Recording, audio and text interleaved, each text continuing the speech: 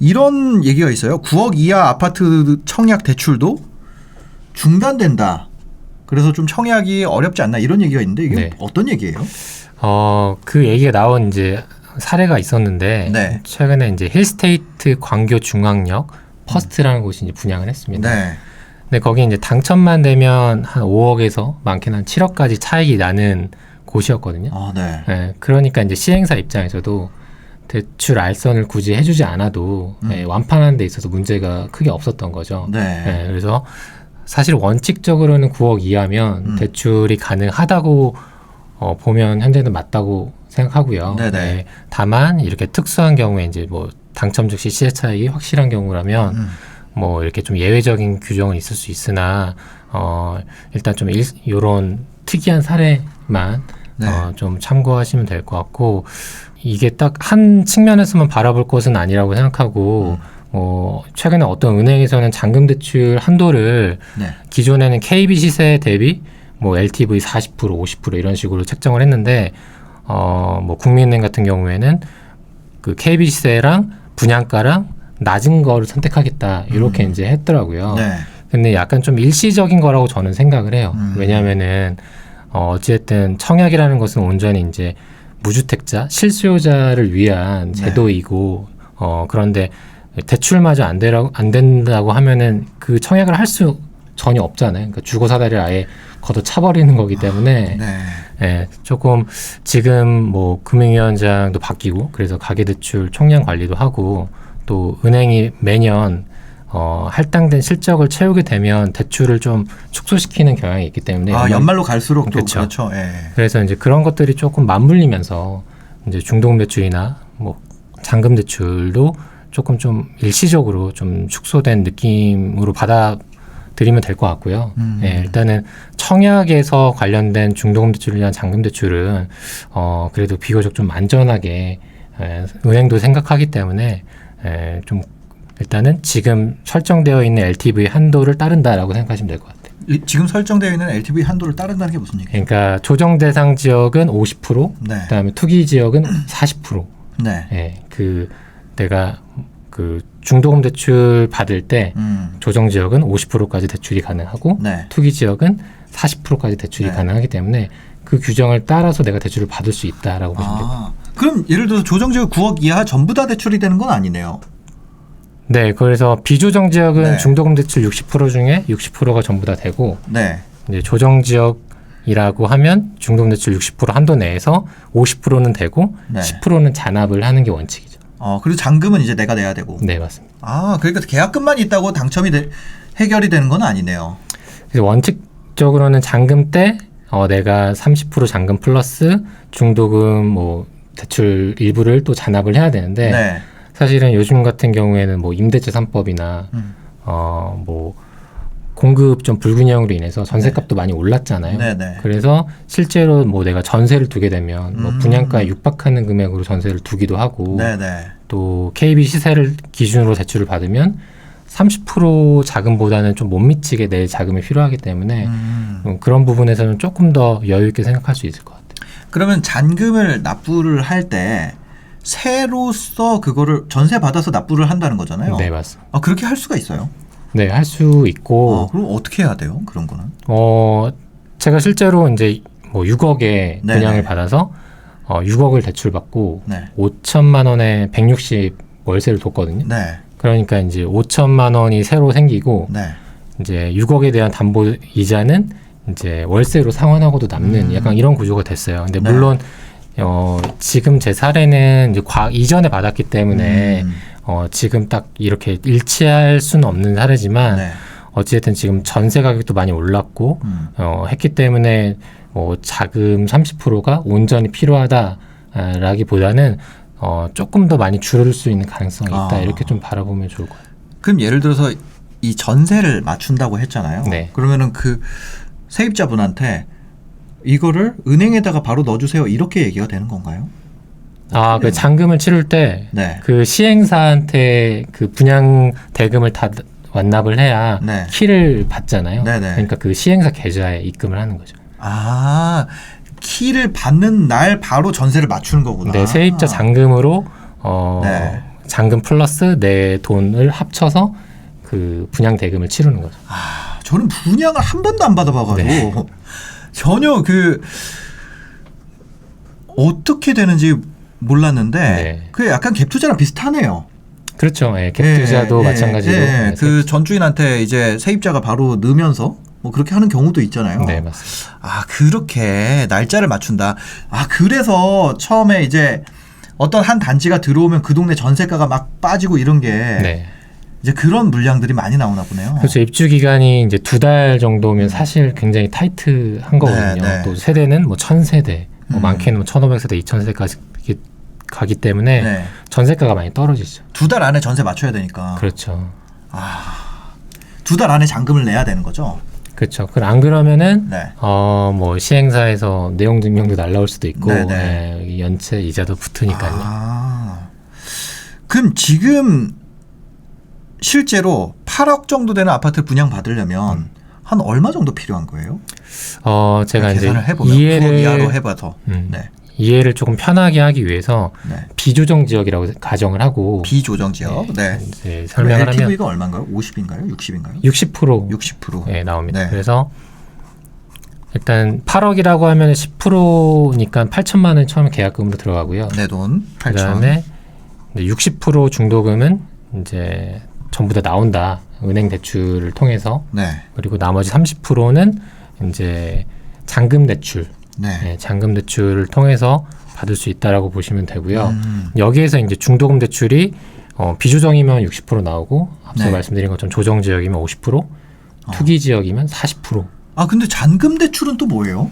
잔금 대출은 입주 당시에 이제 KB 시세라는 게 이제 정해지거든요. 네, 네. 예를 들어서 이제 8억에 분양을 받았는데 이게 뭐 한 10억이 된 거예요. 올랐어. 예, 예, 시세가 올라서. 그러면 그 KBC를 기준으로 뭐 투기 지역이면 40%. 네. 예, 그러니까 40%니까 4억이 대출이 되겠죠. 아, 그러니까 그 전에는 분양가 기준으로 60%를 받다가 네. 입주할 때가 되면 KB 기준으로 바뀌니까 네. 그 차이만큼을 내가 대출을 더 뽑을 수 있다는 거네요. 그렇죠. 예. 아, 그러면 실제로 좀 네네. 돈이 줄어들 수 있죠. 아, 그거를 이제 잔금 대출이라고 얘기를 하는 거구나. 그럼 이게 안 올라가면은 못 뽑는 거네요. 그렇죠. 안 네네네. 올라가면은 못 뽑는 거죠. 안 올라가면 못 뽑는 거고 네네. 올라가는 경우에는 이제 그거를 더 할 수가 있는 거고 아니면 이제 전세를 맞춰서 네. 갚던지. 요즘에는 그래서 오히려 네. 대출 비율이 많이 줄어들어서 전세를 두는 게 내가 좀 자금이 많이 부족하다라고 하면은 네. 전세를 일단 두고 하는 게 자금 계획 측면에서는 좀 더 나을 수도 있어요. 그럼 8억짜리 아파트라 그러면 이게 그냥 가격이 안 변했다고 했을 때 네. 지금 뭐 서울 수도권 평균 전세가율이 한 5, 60% 되잖아요. 네. 그러면은 이게 LTV가 60%니까 거의 대출이 그대로 전세가로 바뀌게 되겠네요. 그렇죠. 그래서 뭐 네. 8억짜리 투기 지역에 뭐 8억짜리를 분양받았다라고 네. 하면은 84, 32에서 3억 2천 대출이 나올 네, 거고 나머지 4억 8천이 내 돈이 필요할 건데 네. 서울에 8억짜리 새 집이면 그래도 한 5, 6억은 그 전세를 둘 수 있단 말이죠. 네, 네, 네. 그러면 오히려 대출을 받아서 내 돈을 메꾸는 것보다는 전세를 두는 게 실제 투자금 활용 측면에서 조금 더 유리하죠. 그래도 내 돈은 한 3억은 들어가야 되잖아요. 네. 전세금이랑 그 네. 차이만큼. 네. 그러면 최종적으로 필요한 거는 대출을 하던 전세를 두던 3, 40%는 내 돈이 있어야겠네요. 그렇죠. 네. 분양가 대비 3, 40%는 내 돈이 네. 무조건 있어야 된다. 그렇죠. 그래서 자금 계획을 사실은 처음부터 잘 세우고 네. 3년 후이긴 하지만 네네. 그래도 뭐 몇 천만 원, 뭐 몇 억을 뭐 1, 2년 안에 마련하는 게 쉽지 않잖아요. 그래서 조금 염두에 두고 내가 융통할 수 있는 그런 자금을 좀 염두에 두고 접근하는 게 좋죠. 아, 이런 경우에는 집값이 오를 지역에 분양을 받아야겠네요. 오를 지역에. 그렇죠. 그게 이제 전제가 되죠. 아, 이게 내려가는데 내가 받으면 너무 고통스러워지는데. 지금 맞습니다. 생각해보니까. 네, 그래서 하락하게 되면 오히려 KBC는 낮아지는 거니까 네네. 또 전세가도 빠질 수도 있다고 가정하면 예. 더더욱 보수적으로 봐야겠죠.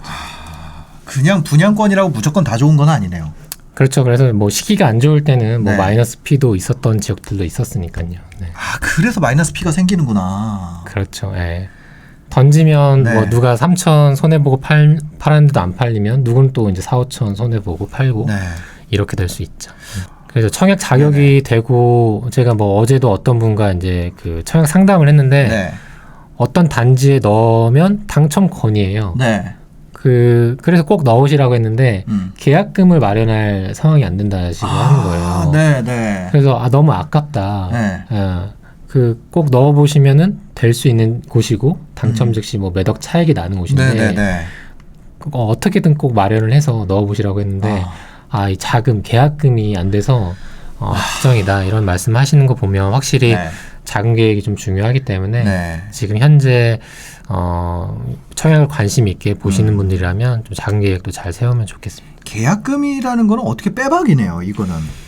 그렇죠. 그래서 네. 뭐 몇 가지 그 팁이라면 네. 뭐 만약에 자금이 부족한 경우라면 네, 네. 뭐 신용 대출을 받을 수도 있고 아니면은 뭐 약관 대출, 우리 보험 같은 거 들잖아요. 네, 네, 네. 그런 거 이제 보험을 가지고 약관 대출을 받을 수 있고 또 내가 살고 있는 집이 좀 올랐거나 아니면은 뭐 전세금이 대출을 덜 받아서 전세금이 좀 내 돈이 묶여 있거나라고 하면 네. 그 돈을 조금 뺄 수도 있고요. 뭐 정 안 되면 이제 마마파파론 부모님 네, 돈을 조금 네. 융통할 수도 있겠죠. 어떻게든 해야 된다. 이거 그러니까요. 당첨돼서 차익이 이렇게 눈에 보이는데도 내가 계약금이 없어서 못하는 건 정말 안타깝죠. 네, 안타까운 그런 거라서 이런 상황에는 그러면 무리해서 계약금을 조달을 하더라도 해보는 게 그렇죠. 근데 저도 네. 이제 어제 통화를 하면서 어떻게 한번 좀 잘 생각해 보시라고 했는데 네네. 사실은 이게 물리적으로 도저히 안 되면 어쩔 수 없는 거거든요. 그렇죠. 예. 10%니까. 네. 네. 근데 이제 집을 사야 되는데 청약만큼 돈이 적게 들어가는 것도 네. 뭐 많지 않기 때문에 그쵸. 사실은 계약금은 평소에 조금 뭉쳐놓으면 좋을 것 같습니다. 기회가 오더라도 돈이 있어야 잡을 수 있네요. 맞습니다. 네. 아예 없으면 방법이 없네. 네.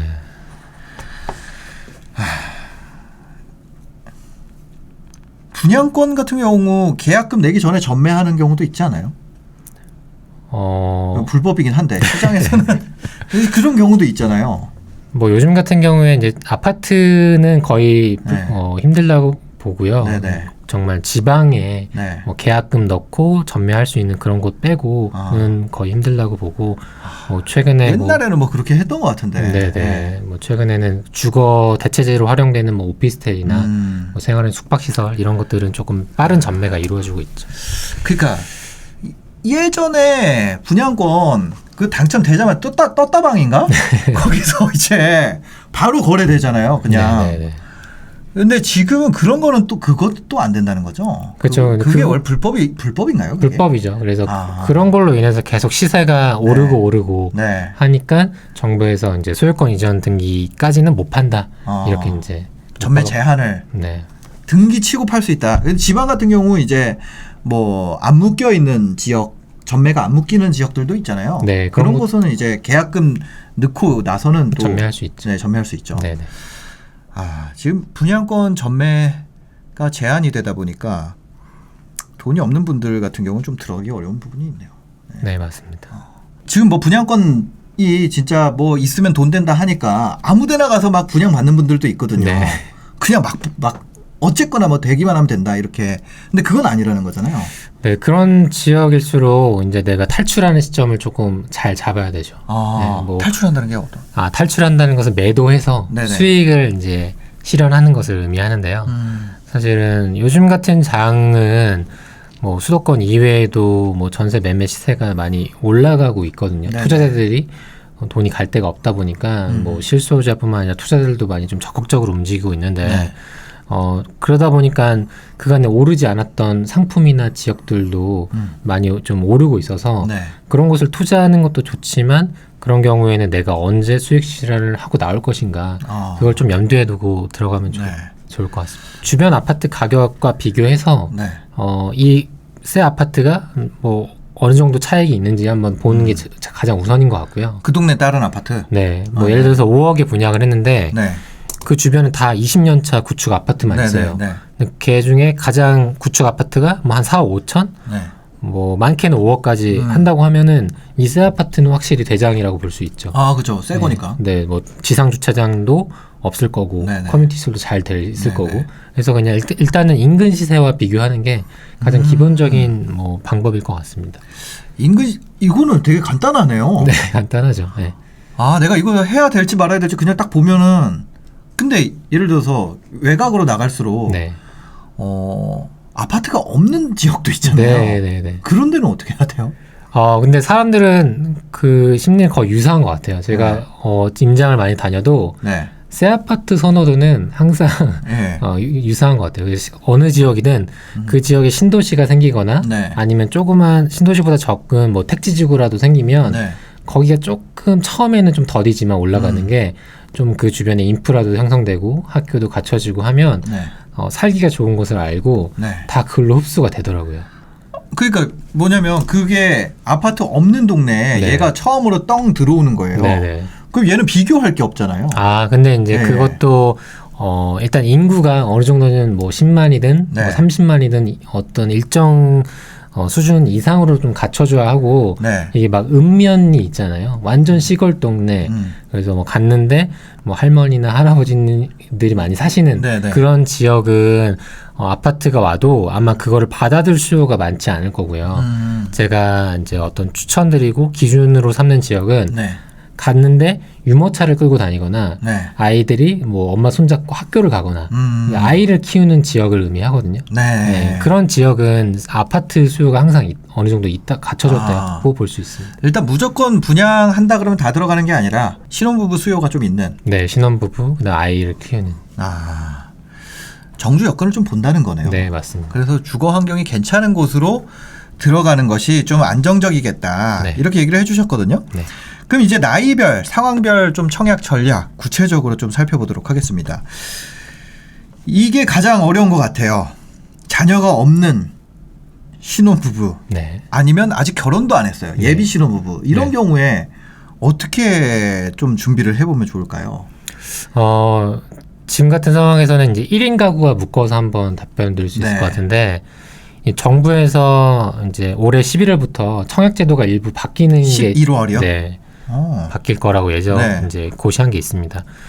그간에 이제 자녀가 없는 신혼부부나 그다음 소득이 너무 높은 신혼부부들은 신혼부부 특별공급 자격이 아예 안 됐거든요. 네. 확률이 매우 낮거나 그리고 이제 생애 최초도 결혼을 해야 가능했는데 그러다 보니까 이제 1인 가구는 1인 가구와 자녀가 없고 소득이 높은 신혼부부는 네.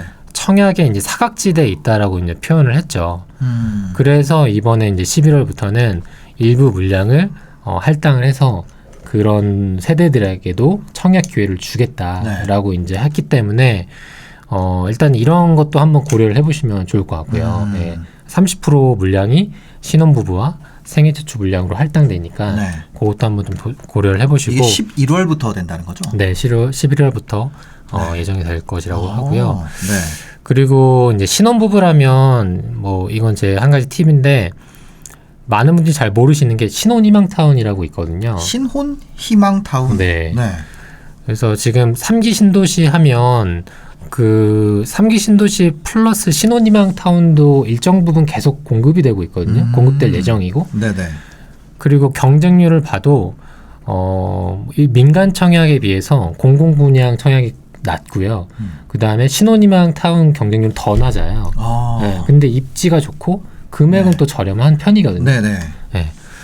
그렇기 때문에 이제 신혼희망타운은 결혼한 신혼부부나 뭐 한부모 가족이나 1년 내에 결혼을 할 예비 신혼부부라면 자격이 됩니다. 그래서 신혼부부, 예비 신혼부부라면 신혼희망타운도 같이 좀 관심 가져보면 기회가 될 것 같습니다. 이런 경우에는 어떨까요? 내가 주택을 어쩌다 하나를 갖고 있어요. 네. 이런 경우에는 유주택자 같은 경우에는 청약을 할 수 있나요? 이제 고민이 많을 1주택자일 텐데, 네네.